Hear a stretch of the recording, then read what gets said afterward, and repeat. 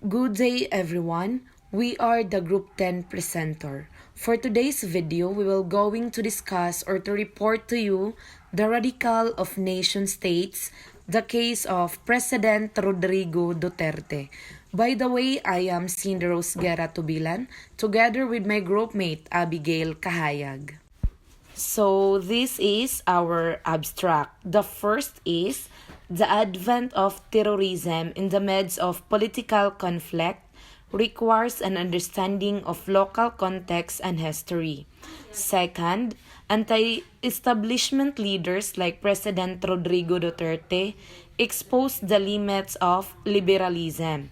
The last one, by applying the critical distinction between politics and the political. And also, we have our keywords in our report. The first keywords is radical democracy, President Duterte, terrorism, and disruptive politics. The first one is radical democracy. Radical democracy is a type of democracy that advocates the radical extension of equality and liberty. From the word itself, radical extension of equality and liberty. It is also a concern with the radical extension of equality and freedom, following the idea that democracy is unfinished, inclusive, continuous, and reflexive process. Duterte has remained prominent due to his radical means towards governance. It is also symbolizes the strong will of a leader who possesses the charisma necessary to institute real change. President Duterte, an older world of authoritarianism that draws on fascist discourse and revolutionary martyrdom to do away with any constraints. According to Rafael 2016, the historian thinks that Duterte is angry at his distractors, especially those from the West, because the president feels that such critics, by speaking out, are themselves violating his rights as the sovereign embodiment of the people, rights that include the right to violate the rights of some in order to protect the lives of others. The third one is terrorism. The Act of 2020 is the most recent effort to address the issue of terrorism and all allied activities, while at the same time ensuring the protection of our civil and politics rights. It is also the state recognizes that the fight against terrorism requires a comprehensive approach comprising political, economic, diplomatic, military, and legal means duly taking account the root causes of terrorism without.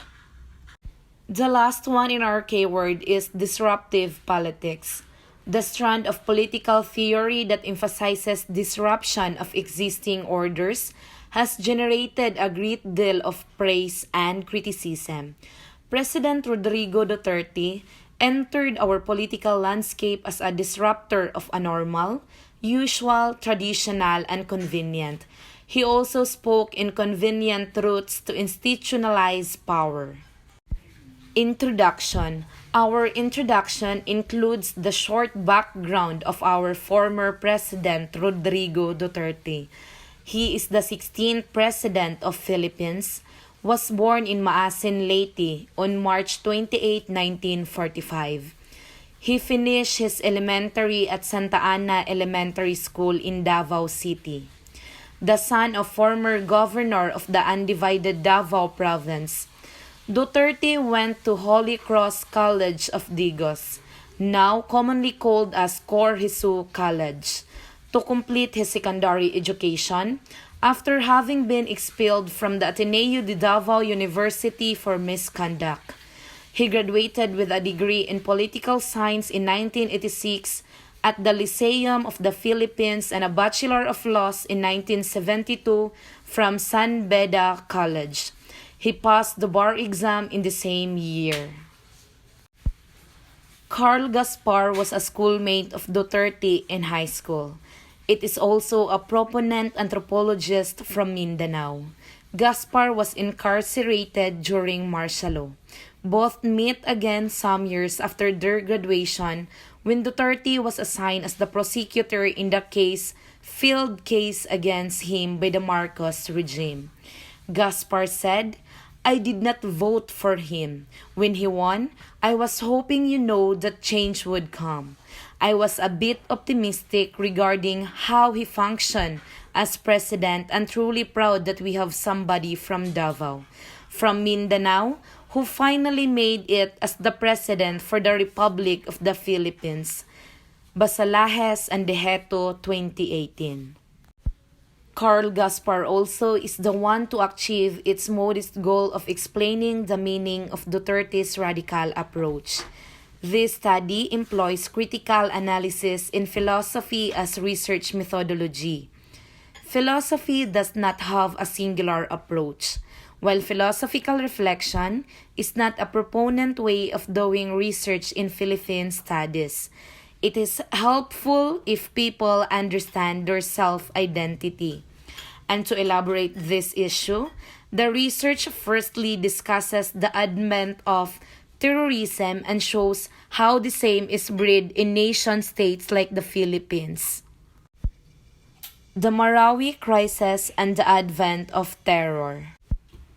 Way back on May 23, 2017, a terrorist organization called Dawla Islamiya, locally known as the Maoti Group, raised the ISIS flag in Marawi City, a bustling urban center in western Mindanao, 506 miles away from Manila. On the same day, while on official state visit to Russia, President Duterte declared martial law on whole islands of Mindanao. The Maoti Group is to establish the first Islamic caliphate in this part of Southeast Asia. Duterte's leadership was critical in ending the rebellion. The president also visited Marawi during combat to the morale of soldiers on the ground. The radical politics of nation-state. According to Chantal Mouffe, The Return of the Political is an important work in which she explains the distinction between politics and the political. For her, politics is concerned with structures and institutions, while the political refers to the reality of conflicts in socio-political relations. Radical democracy does not presuppose any moral position, but rightly distinguishes the political from moral. And also, Mouffe thinks that conflict is the unavoidable characteristics of the political. Agonistic politics is grounded in the beliefs that society is not a uniform set of identities, while citizens desire to achieve the common goods through a shared vision. The reality is that there are hierarchical differences in the polity. The deliberative democracy. Deliberative democracy suggests that human reason should be operative and foundational in the conduct of the affairs of the state. Consensus belongs to deliberative democracy, is viewed as the basis of the possibility of harmony in society. And social harmony is ironical since in it is dominant majority that often imposes its will. This implies the permanence of decision or disagreement according to Mouffe 1995. And indigenous peoples or IP in the Philippines have been displaced and many are forced out of their ancestral homes. According to Mouffe 1995, thinks that modern liberalism failed to recognize the value of political. Social cooperation for liberals is rooted in a neutral starting point, but the vision of a well-ordered society is no more than a theoretical innovation. And Mouffe 1993, liberals seem to suggest that conflicts can be done away with through a negotiating process, and radical democracy embodies the politics of nation-states. Tom Nairn and Paul James explain that ethno-nationalism emanates from small-town narratives. The tension in nation-states necessitates leaders to act as martyrs of the people. Macario Sakai is a primary example according to Ochoa 2005. The colonial government had labeled him a bandit. The reality was that revolutionaries simply continued to fight against the Americans. The story of Miguel Malvar, for instance, reveals that an interesting trait of heroes is that, as a leader, they have acted like a father figure whose main task was to protect the people, according to Ochoa 2005. Given a unique culture, history, and belief system, a nation-state is bound to form its own conception of the good. Thus, the politics of nation-states defies a common logic. Moff 1995. For example, a leader like Duterte would demand that no foreign country should interfere in his decisions. It is for this reason that he is perceived as unconventional. Duterte's unprecedented pivot to China and his open admiration of the kind of leader that Vladimir Putin is do not mean that he wants to be influenced by those two world figures. Rather, his move is an act of defiance from the established global order. The prevailing international human rights regime, which is liberal in scope and practice, appears to have no impact on Duterte's frame of mind. Duterte's radicalism translates to divisive policy decisions. But Duterte, it can be argued, does not oppose the universal concept of human rights, although he thinks that protecting the lives of the people is on top of his agenda. Duterte has not categorically said that he wants to do away with due process. What he has suggested during his speech was that the police have the right to defend themselves if there is a threat to their lives in their pursuit of criminals. But the mystique in Duterte's style of leadership indicate how he has effectively captured the imagination of the majority of the Filipino people. Duterte is paradoxical because while he is accused of violating human rights, people continue to believe in his cause of protecting public from hardened criminals. Although he curses prominent personalities, including Pope Francis, the predominantly Catholic country has not wavered in their support of Duterte's tough approach to politics and governance. Duterte has plenty of critics who point out the controversial appointments of some personalities to official posts, but the president's popularity has not waned because he has also instantly fired because officials who are allegedly involved in corruption. He is accused of machismo, but he remains endeared to women in his sorties because of his ability to charm his way into the hearts and minds of the masses. Modern politics cannot be dictated by absolute norms. Modern democracy cannot be limited to rational discourse, according to Moff 1995. Modern societies recognize the right of the people to express dissent against the government. The crowd and street protests are considered as part of informal democratic interactions. Alan Finlayson, 2009, in his book Page 13, says that while modern democracy reveals the accommodation of various identities and interests, the reality is that radical democracy emphasizes how these are permanently contested in ways that transform them. Reynaldo Silvestre, 2016, says that Mr. Duterte is radical because, as empirically defined, he opposes the established political structure, wholly or partly. Laclau and Moff, 1985, argue that radical democracy is dependent on difference politics. The Filipino people agonize from the inequalities in the socio-political and economic structures of the country. Many do not see hope. His supporters think that only Duterte can defy the powers that be stationed in the capital. Silvestre, 2016, says that it is Duterte who opposes a unitary and highly centralized political structure that had crafted myopic public policies. Silvestre, 2016, points out that the radicalism of Duterte is a deliberate and persistent thrust toward equalitative change in the socio-political status quo. Disruptive politics and personalistic leadership. Duterte has been criticized for targeting human rights, freedom of press, and the Catholic Church. The president appears to be obliterating his opposition. Senator Laila De Lima, a vocal critic, is in jail. Supreme Court Chief Justice Maria Lourdes Sereno, an appointee of the past administration, was voted out from office in the Q Quaranto case. Indeed, Duterte's brand of politics is perceived as nothing short of being disruptive. Mustafa Dekik 2017 says that disruptive politics is not only for the sake of disruption. Disruption is necessary in the attempt to question the status quo. Duterte's presidential campaign capitalized on the failures of the Aquino government by exacerbating the suffering of the people during Typhoon Yolanda due to his impersonal approach. President Aquino just showed proof of his inept and weak leadership. In contrast, as one of the earliest to go to Tacloban City, Duterte presented himself as the hope of the people. Duterte was seen as a caring father figure. This highlighted the incompetence of the former administration.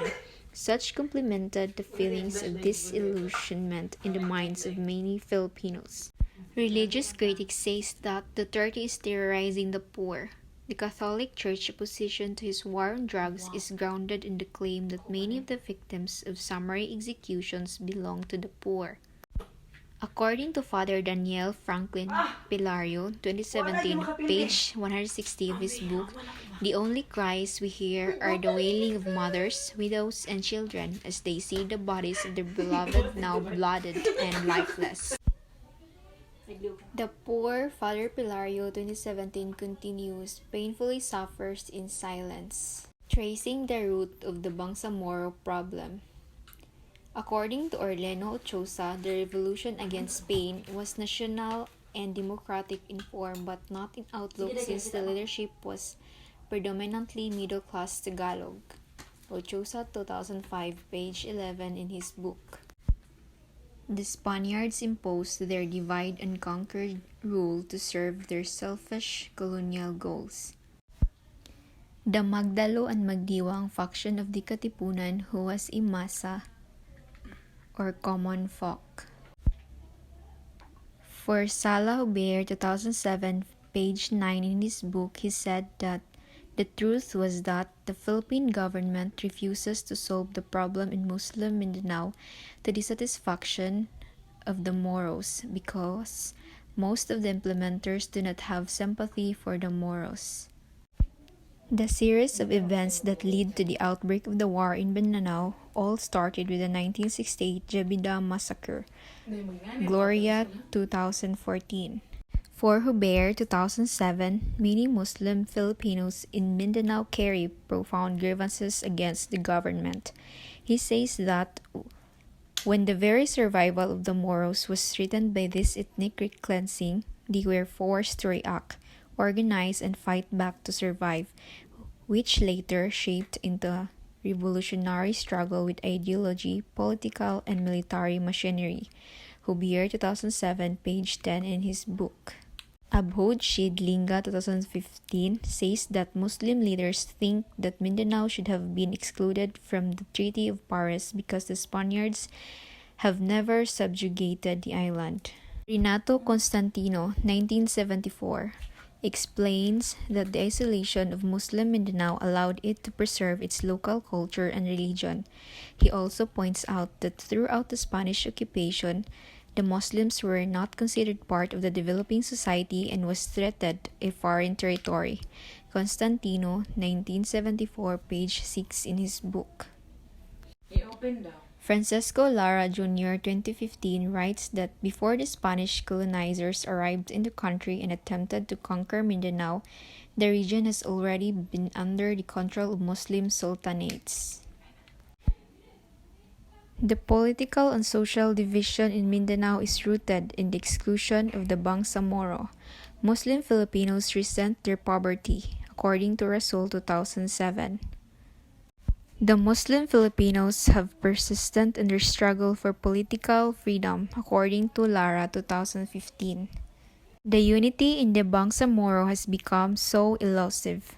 even if that unity is meant to refer only to unity in overarching purpose, not organizational structure, according to Ferrer 2015, page 126 in his book. The rural South in the country often yields a sad picture of a mansion that is surrounded by shanties whose occupants live in dire or abject misery. Such as become the image of the economic and political backwardness of the Bangsamoro for decades. Millions have remained poor due to the malevolence of social and political domination, according to Mabulok 2017. Wataru Kusaka 2017 says that the president's strong appeal among Muslims is evidenced by his timely call to recognize strong leader, weak institutions. The problem of Philippine democracy is not just the question of leadership. For the longest time, Filipinos have been deprived of their sense of identity, having been subjected to colonial rule. The oligarchs and political elite define for the people the meaning of their existence. A poor child born in the province is forced to think that human poverty is no more than a curse. The lack of inclusiveness in the domain of the public sphere means that people are powerless. Strong leaders appear to be necessary because institutions are weak and undemocratic. Political commitments can be shattered by some contingent interest anytime. The primary duty of citizens is to strengthen the basic structure if, as a society, they so desire to serve the ends of justice. Conclusions. First, terrorism and its relation to politics. Terrorism has arrived upon Philippine shores in part due to the Muslim insurgency, but if the Filipino were to confront it, then beyond the need for strong leadership which Duterte has shown in his resolve to kill the Maote rebellion, it is necessary to uproot the consciousness of the people from the desire for homogeneity. Second, the meaning of democracy. Democratic institutions are never perfect. Duterte is seen as kind of leader that Filipinos need. The context of post-colonial politics in the country is important. For Duterte, the protection of the public is what the common good is all about. Third, suggests that people cannot overestimate the value of consensus, and it is wrong to underestimate the reality of conflict and antagonism. Radical democracy insists that people must be emancipated from the dictates of cultural hegemony. Fourth, concerns the struggles of Bangsamoro. Duterte knows that such plays a crucial role in understanding the importance and purpose of his radical leadership. Lastly, weak leaders are disastrous for any society. Charismatic leaders have firm commitments on a cause. The antagonistic nature of politics may be disruptive by nature, but such is necessary to achieve concrete changes in the lives of the Philippine people. The radical means of Duterte appear to be non-negotiable. And that's all. Thank you for watching and listening. Have a good day, everyone.